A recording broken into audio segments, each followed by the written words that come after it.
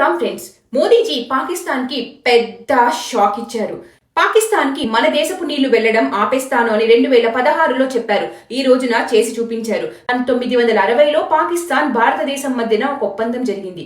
దానినే Indus water treaty అంటారు. ఈ సింధు జలాల ఒప్పందం ప్రకారం రావి నది నీటిలో కొంత భాగాన్ని లఖన్పూర్ డ్యామ్ ద్వారా పాకిస్తాన్ కు పంపాలి.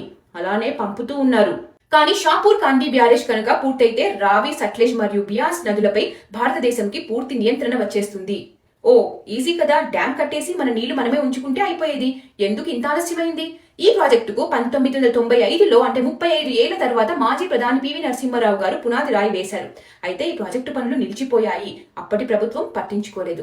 జమ్మూ కాశ్మీర్లోని వేలాది ఎకరాల వ్యవసాయ భూములకు నీరందించే అవకాశం ఉన్న షాపూర్ కండీ డ్యామ్ ప్రాజెక్టుపై ప్రధాని నరేంద్ర మోదీ అత్యధిక ప్రాధాన్యత ఇచ్చి 458 కోట్లు కేటాయించారు. ఈ షాపూర్ కండీ బ్యారేజీని పూర్తి చేయకపోవడం వల్ల మన నీరు ఉచితంగా పాక్ దేశానికి 60 సంవత్సరాలుగా ప్రవహిస్తుంది. ఈ ప్రాజెక్ట్ పూర్తి అవ్వడంతో ఇప్పుడు జమ్మూ కాశ్మీర్లో కతువా మరియు సాంబా జిల్లాల్లోని 32,000 హెక్టార్ల భూమికి సాగునీటి అవసరాలకు ఈ నీటిని వినియోగించనున్నారు.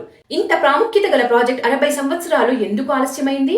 రావి నది నీరు ఆపేస్తే పాకిస్తాన్ ఎక్కడ ఇబ్బంది పడుతుందో అని కాంగ్రెస్ కి ముందు నుండి స్వతహాగా గల పాకిస్తాన్ అంటే ప్రత్యేక అభిమానం కావచ్చు.